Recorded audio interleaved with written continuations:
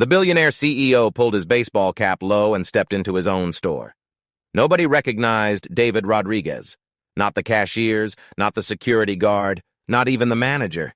He'd come here undercover for a reason. But nothing could have prepared him for what he heard next.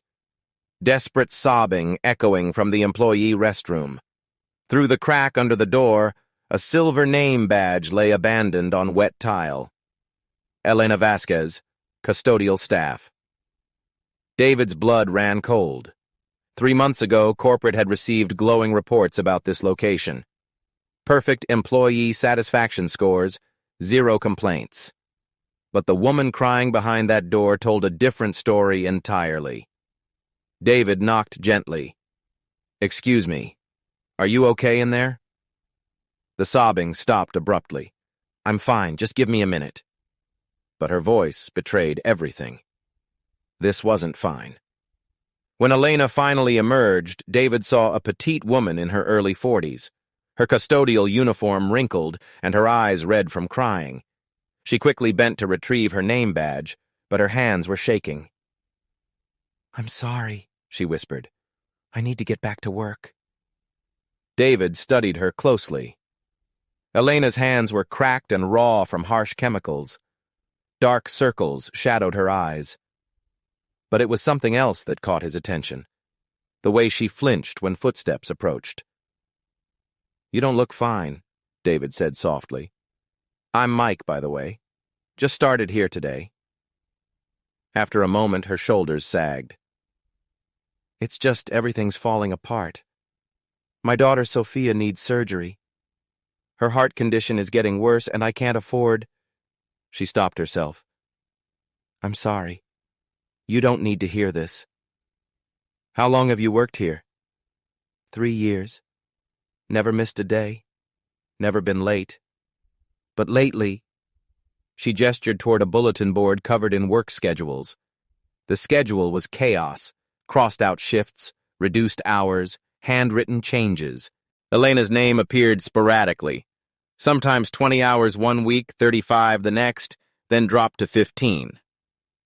"They keep cutting my hours," Elena explained. "Mr. Collins says it's corporate policy, but I don't understand. The store is always busy." David's jaw clenched.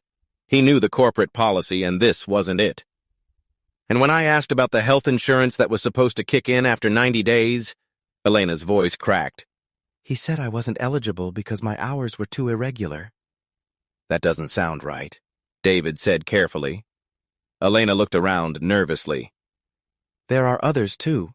Tommy in electronics, Sarah in cosmetics. We're all having the same problems. But Mr. Collins says if we don't like it, plenty of people would be happy to take our jobs." A chill ran down David's spine.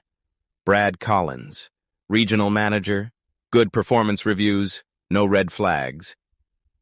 "Listen, Mike," Elena continued, her voice dropping to a whisper. "I need this job. My daughter, she's only 8, and without the surgery—" She couldn't finish the sentence. The next morning, David watched from the break room as Elena clocked in for her 6 a.m. shift. At 6:47, Brad Collins emerged from his office. Mid-30s, overly gelled hair, and the kind of swagger that came from having just enough power to abuse it. "Vasquez!" Brad's voice cut across the store. Elena's shoulders tensed. "This floor is still dirty. What exactly have you been doing?"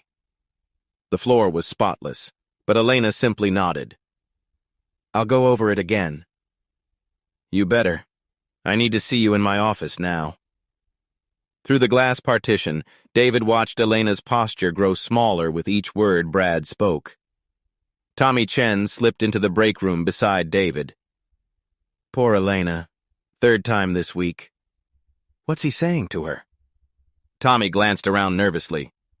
"Same thing he says to all of us, that we're lucky to have jobs, that people like us should be grateful for, or whatever hours we get. Brad knows exactly who he can push around." Through the glass, David watched Brad lean back in his chair, radiating casual cruelty. Then Brad did something that made David's vision go red. He pulled out Elena's timesheet and began making changes with a red pen right in front of her. He's cutting her time again, Tommy whispered, probably claiming she took unauthorized breaks. David reached for his phone, finding the voice recorder app. Through the thin walls, Brad's voice carried clearly. Told you before, Vasquez. If you can't handle the workload without getting emotional, maybe this isn't the right job for you. Please, Mr. Collins, I just need consistent hours. My daughter. Your personal problems aren't my concern. What concerns me is that you've been talking to other employees about scheduling. That sounds like troublemaking to me. David's thumb hit record. I wasn't making trouble. Trying to organize some kind of complaint? That would be very unfortunate for your employment status. Now, I'm cutting you back to 12 hours next week. Maybe that'll help you focus on work instead of stirring up drama. And Vasquez, if I hear you've been talking to anyone else about scheduling, we'll need to discuss whether you're a good fit for this company. That evening, David drove back to his budget hotel. In room 237, he began planning his next move. The recording played back Brad's threats, but David knew this was just the tip of the iceberg. He pulled up the store's employment records. Over the past 8 months, 60% turnover rate among hourly employees.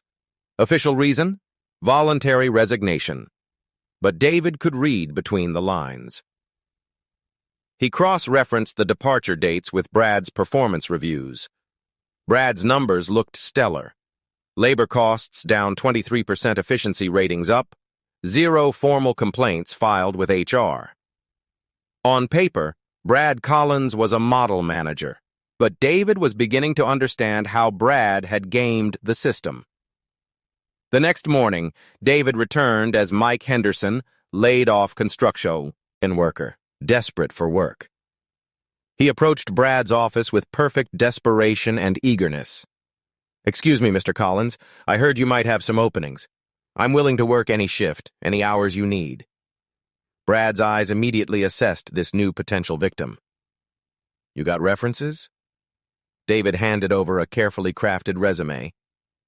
These guys will vouch for me. I show up. I work hard. I don't cause problems. Brad's smile was predatory. I like that attitude. Tell you what, Mike, I can start you in custodial. Night shift, $12 an hour. You'll be working with Elena, but don't let her fill your head with complaints. That evening, David changed into work clothes, transforming completely into Mike Henderson. When Elena arrived for the night shift, she looked surprised to see him. You came back, she said quietly. Told you I needed the job. Guess we're working together. Stick close to me tonight. Everything I told you about being careful around Mr. Collins, double that for the night shift. The store transformed after closing time. Within the first hour, David began noticing things that made his blood pressure rise. Elena was cleaning the entire store with supplies that should have lasted a week, but were nearly empty. At 11:30 p.m., Brad made his first appearance, prowling through the aisles. When he found Elena restocking paper towels, his voice cut through the silence. Vasquez, you're moving too slow. At this rate, you'll be here until morning. I'm working as fast as I can, Mr. Collins. Not fast enough. I'm docking 30 minutes from your timesheet for inefficiency. At 1:15 a.m., Brad returned with a clipboard. Vasquez Henderson, come here. Corporate's been asking questions about labor costs. Starting next week, we're implementing efficiency measures. Instead of 2 people on night custodial, we're going back to 1. Elena's face went pale. Mr. Collins, this is a 45,000 square foot store. One person can and will. Elena, since you've been here longer, you keep the position, but you'll handle the full workload in the same time frame. David did the math. What they were doing with 2 people was already pushing human limits. If you can't handle it, I can always find someone who can. After Brad left, Elena slumped against a checkout counter. I can't do this whole store alone, but if I complain, I'll lose the job entirely. That's when David noticed Brad had left his office door slightly open. Through the gap, he could see him at his computer typing rapidly. Elena, can you handle the East Wing? I want to check something. David moved silently toward the office.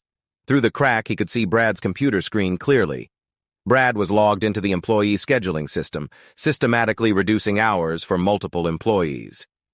But he wasn't just cutting time.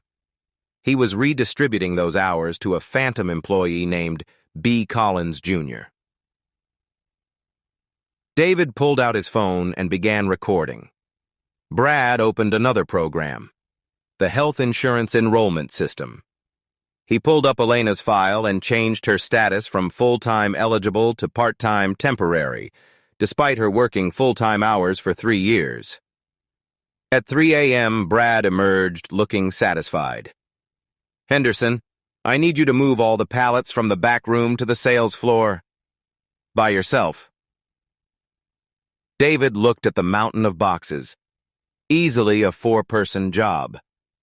As he began the back-breaking work, David understood this wasn't just about money for Brad. It was about power, the joy of watching people struggle. By 4 a.m., David's back was screaming, but he'd gathered enough evidence to destroy Brad's career 10 times over. Wage theft, benefit fraud, unsafe working conditions, workplace harassment. David's opportunity came at 5:30 a.m. Brad's office phone rang with the same distinctive pattern. 2 short bursts, 1 long. David positioned himself near the supply closet and let out his phone to record. Collins here, Brad answered. Yeah, I got your numbers for this week. Vasquez is down to 12 hours. Chen's at 15. The pregnant one, Sarah, I'm putting her on inventory duty. That'll make her quit within a month. David's blood ran cold. Brad was reporting to someone about his systematic harassment. No complaints filed. They're too scared. I've made sure of that. The beauty is corporate sees our labor costs dropping and thinks I'm some kind of efficiency genius. Brad chuckled. I've got fake performance reviews for all of them. Attitude problems, reliability issues. I'm billing all their cut hours to my nephew's employee ID. Kid's making $800 a week and he's never set foot in the store. The conversation continued with Brad detailing how he'd been running this scheme across multiple stores. Then Brad said something that made David's hands tremble with rage. The Vasquez woman is the perfect target.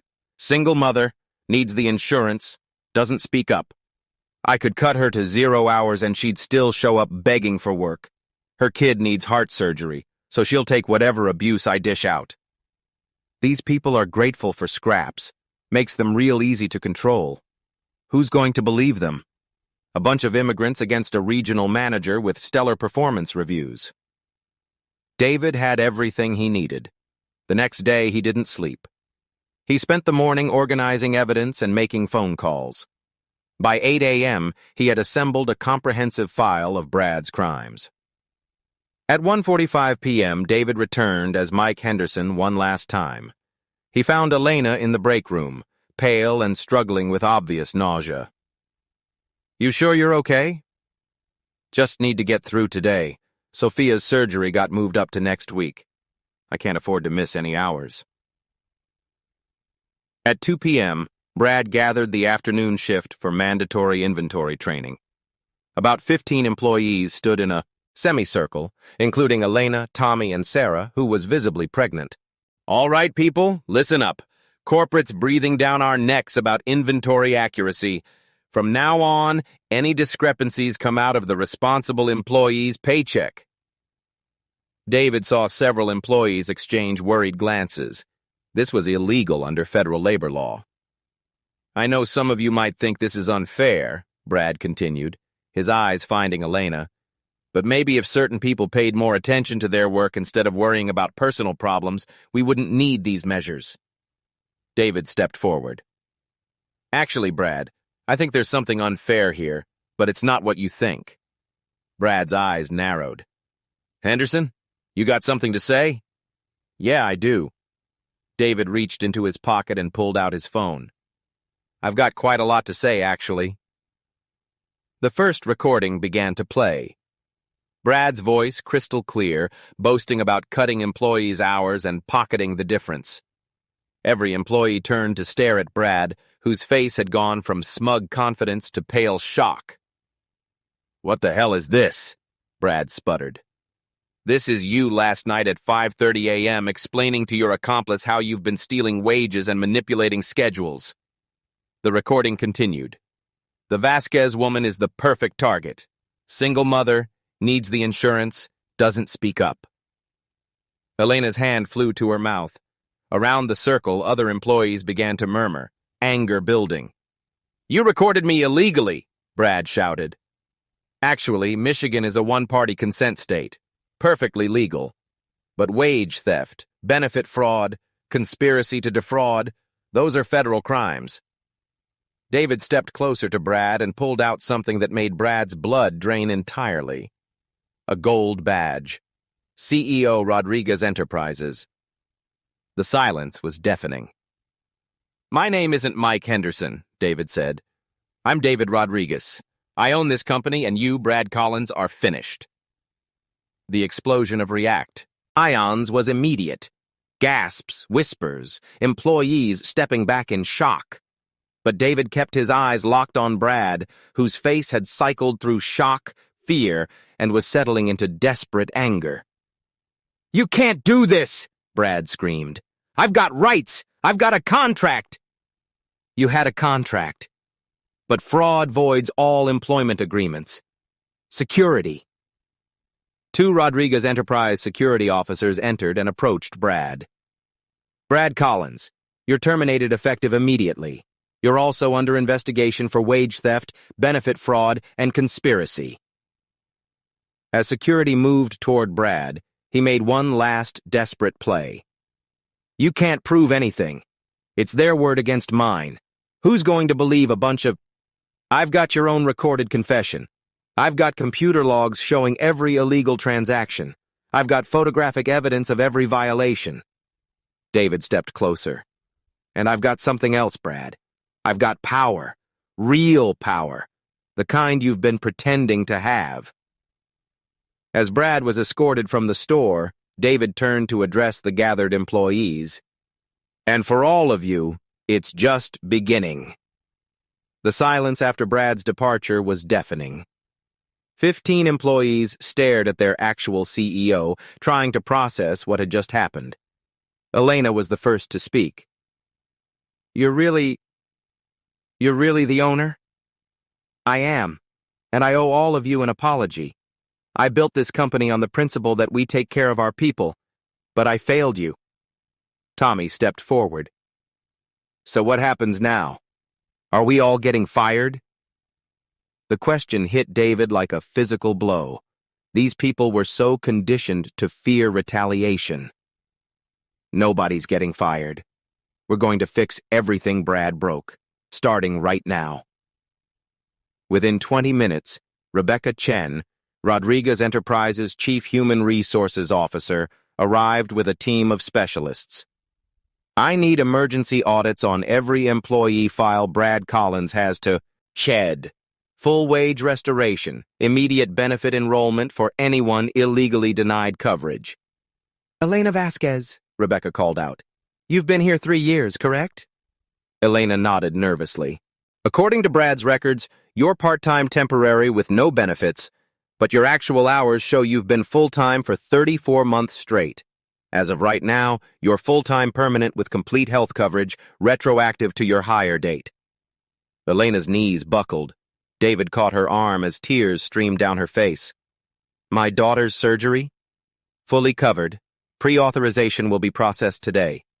And Elena, you're owed $14,847 in stolen wages and unpaid overtime. That check will be cut within 48 hours. Around the room, other employees were having similar conversations as Rebecca's team worked through the files. "Everyone, listen carefully," David announced. "What happened here can never happen again. So we're changing how this company operates." He gestured to Sarah. "How far along are you?" 7 months, she said quietly. "Effective immediately. You're on paid administrative leave until after your maternity leave ends. Full salary, full benefits, guaranteed position when you return." "Tommy, You mentioned wanting to move into management. How would you feel about assistant store manager? Tommy's clipboard clattered to the floor. Sir, I don't have a college degree. You have something better. You know what it's like to work every position in this store, and you care about the people who work here. But the biggest change was yet to come. Elena, David said, turning to face the woman who'd unknowingly triggered this transformation. I have an offer for you. I'm offering you the store manager position. The silence was absolute. Sir, Elena stammered, I clean floors. I don't know how to... You know how to work harder than anyone should have to. You know how to care about people even when you're being mistreated. You know every inch of this store and every challenge these employees face. But I don't have experience. I'll provide training. Full management development program, business courses, whatever you need. Starting salary is $65,000 plus benefits, with performance bonuses tied to employee satisfaction, not just profit margins. Elena stared at him like he was speaking a foreign language. One more thing. We're implementing an employee council at every Rodriguez Enterprise location. Representatives elected by workers with direct access to corporate leadership. No retaliation, no intimidation. If something like this ever starts happening again, you'll have a direct line to stop it. He handed Elena a business card. This has my personal cell phone number.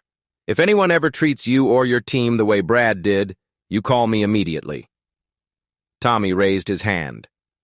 What about Brad? Does he just get away with this? Brad's case has been forwarded to federal investigators. Wage theft is a felony. He'll face criminal charges and will pursue civil litigation to recover every penny he stole. Rebecca looked up from her laptop. We've identified similar patterns at 4 other stores. Same response. Full investigations, complete restitution, and prosecution to the fullest extent. As the afternoon wore on, David watched 15 demoralized employees transform into a real team. People who'd been isolated by fear were now talking to each other, sharing stories, discovering they weren't alone. Elena stood in the center of it all, still wearing her custodial uniform, but carrying herself differently. The woman who'd been crying in a bathroom that morning was gone, replaced by someone beginning to understand her own worth. Thank you, she said to David, her voice steady. Not just for the job or the money, for seeing us as people. Thank you for reminding me what leadership actually means. 6 months later, David returned for his reality check visit.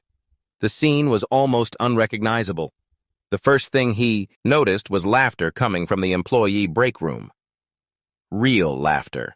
He found Tommy training new hires, his natural leadership abilities finally given room to flourish. Sarah was helping customers at 8 months pregnant, glowing with confidence. But it was Elena who represented the most dramatic transformation. David found her in the store office, focused on a laptop. She'd traded her custodial uniform for business casual, and her nameplate read, Elena Vasquez, store manager. How are the management courses going? Challenging, Elena admitted, but amazing what makes sense when you've actually worked every job in the building. She gestured to a chart showing employee satisfaction scores that had skyrocketed to industry-leading levels in just 3 weeks. The team is incredible. Once people stopped being afraid, they started bringing me ideas. Tommy suggested cross-training everyone. Sarah designed a new customer feedback system. Even the part-time kids are contributing innovations. How's Sophia doing? Elena's face lit up. She had her surgery last week. The doctors say the repair was perfect. She'll be able to run and play like any other kid. She wants to meet you. She calls you the man who saved Mommy's job. There's something else, Elena said, pulling out a folder. I've been talking to managers at other retail chains. What Brad was doing isn't uncommon. The wage theft, the benefit manipulation, the psychological abuse. It's almost like there's a playbook. She opened the folder to reveal stories from workers across the retail sector. I think Rodriguez Enterprise could lead industry-wide change, not just fixing our problems, but setting a standard that forces everyone else to follow. What are you thinking? A certification program, worker-verified fair employment. Stores that meet standards get certification. Customers can choose to shop at places that treat employees fairly, and verification comes from the workers themselves, not corporate self-reporting. David sat back, impressed by the strategic thinking. 6 months ago, Elena had been afraid to ask for consistent hours. Now she was designing industry-wide reform. Draft a proposal, full business plan, implementation strategy, budget requirements. I want to see it within 2 weeks. As David prepared to leave, he took one more walk through the store. The bulletin board, where Brad's chaotic scheduling had once terrorized employees, now displayed clean, predictable schedules alongside photos from the store's first employee appreciation picnic. At customer service, he spotted the same silver name badge that had fallen to the bathroom floor 6 months ago, but now it read, Elena Vasquez, store manager, pinned to a blazer instead of a custodial uniform. As he headed for the exit, Tommy called out, Mr. Rodriguez, before you go, we wanted to give you something. Tommy produced a framed photo. The entire store team gathered around the renovated employee break room. In the center, Elena held a small plaque reading, Rodriguez Department Store, Employee Choice Best Place to Work, 2024. It's not official, Tommy explained with a grin. We made it ourselves, but we figured if anyone should decide whether a place is good to work, it should be the people who actually work there. David accepted the photo, feeling unexpected tightness in his throat. In all his years of business success, no recognition had meant more. As he walked to his car, David reflected on how profoundly the last months had changed not just this store, but his entire understanding of leadership. He'd started thinking he was rescuing employees from a bad manager. Instead, they'd rescued him from becoming the kind of leader who loses sight of why businesses exist, to serve people, not just profits. 6 months after that life-changing night shift, David stood before a packed auditorium at the National Retail Federation's annual conference, delivering his keynote. Leadership from the ground up. What happens when CEOs stop hiding in boardrooms? Last year, I thought I was running a successful company, David began. Our profits were up, efficiency ratings stellar, management reviews glowing. By every metric that mattered to Wall Street, Rodriguez Enterprises was crushing it. He clicked to the next slide, a photo of Elena in her custodial uniform from that first night. But I wasn't leading a successful company. I was presiding over a system that allowed good people to suffer while predators profited from their pain. And the worst part? I had no idea it was happening. David walked the audience through his undercover experience. The wage theft, benefit fraud, systematic psychological abuse happening under his company's name. Real leadership isn't about commanding from above. It's about understanding from below. It's about recognizing that people closest to the problem are usually closest to the solution. He clicked again.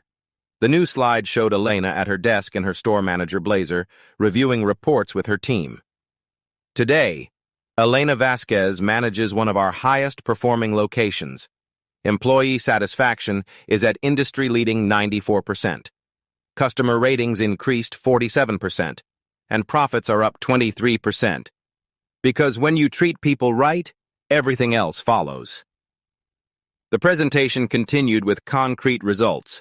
The worker-verified fair employment certification that 12 major retailers had adopted, industry-wide wage theft investigations that recovered $2.3 million for workers, federal legislation strengthening labor protections inspired by their public disclosure. We've proven that doing right by employees isn't just morally correct, it's profitable. Companies with worker-verified certification see average profit increases of 18% and customer loyalty improvements of 31%. David concluded, 6 months ago, I heard someone crying in a bathroom and decided to investigate. That moment of basic human curiosity changed everything. Not just for Elena, not just for Rodriguez Enterprise, but for thousands of workers across the industry. He paused, looking directly into the cameras broadcasting live. So here's my challenge to every leader watching. When was the last time you really listened to the people who work for you? Not in scripted meetings or sanitized surveys, but really listened. When did you last see your workplace through the eyes of someone who can't afford to lose their job? David stepped closer to the stage edge. Real leadership means lifting others up, especially when nobody's watching. It means using your power to protect people, not profit from their vulnerability. And it means having the courage to admit when your systems are broken and the determination to fix them. The final slide appeared. The Rodriguez Enterprise Employee Council meeting with representatives from all 47 stores gathered as equals. The person crying in that bathroom could be in your company right now. The question is, will you hear them? And more importantly, will you act? As applause thundered through the auditorium, David felt the same satisfaction from that night when Brad was escorted from the store. But deeper was something else. Purpose. After the presentation, a young executive approached him. "Mr. Rodriguez, I think we might have similar issues at our company. Where do I start?" David handed him Elena's business card. "Start by listening, really listening. And when you hear something you don't like, don't rationalize it away. Fix it." Later that evening, David called the store to check in with Elena, a weekly ritual. "How's Sophia doing?" "Perfect. Her cardiologist says her heart is stronger than most kids her age. She's been asking when she can visit the store again. She wants to see Mama." His office. "Bring her anytime. I'd love to meet the little girl who helped save our company." "David." Elena's voice grew serious.